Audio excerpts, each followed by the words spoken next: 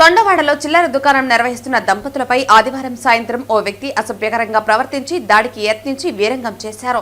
స్థానికుల మందలింపుతో కక్షగట్టుకున్న నిందితుడు సోమవారం తెల్లవారుజామున 2 ద్విచక్ర వాహనాలకు నిప్పు పెట్టి ప్రజలు భయభ్రాంతులకు గురిచేశాడు.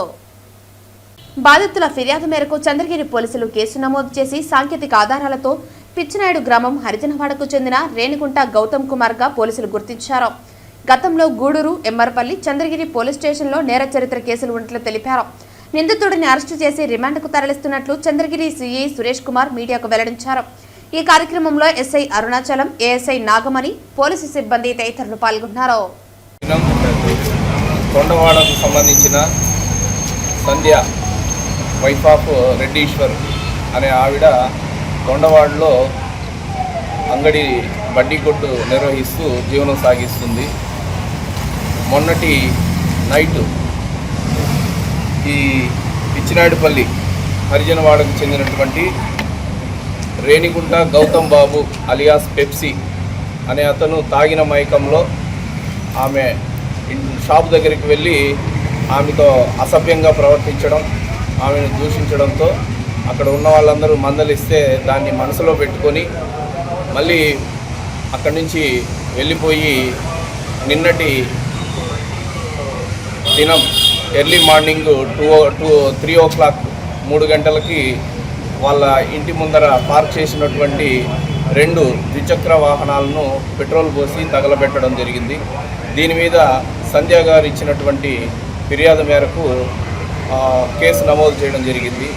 ఆ కేసు దర్యాప్తులో భాగంగా ఉన్నటువంటి సాంకేతిక ఆధారాలు, ఇతర ఆధారాల ఆధారంగా ఈ నేరాన్ని చేసింది ఈ గౌతమ్ బాబు అలియాస్ పెప్సీ అనే అతన్ని అనగా నిర్ధారించి ఈ దినం ఉదయం అతన్ని అరెస్ట్ చేయడం జరిగింది. అరెస్ట్ చేసి విచారిస్తే తన నేరాన్ని అతను అంగీకరించడం జరిగింది. అతని మీద ఈ కేసే కాకుండా ఇదివరలో కూడా 3 కేసులు ఉన్నాయి. ఒకటి గూడూరు వన్ టౌన్లో ఒక కేసు ఉంది, ఎంఆర్పల్లిలో ఒక దొంగతనం కేసు ఉంది, అలాగే చంద్రగిరిలో కూడా కొట్లాట కేసు ఉంది. ఇతను ప్రీవియస్ నేర చరిత్ర కలిగినటువంటి వ్యక్తి కాబట్టి ఇతని మీద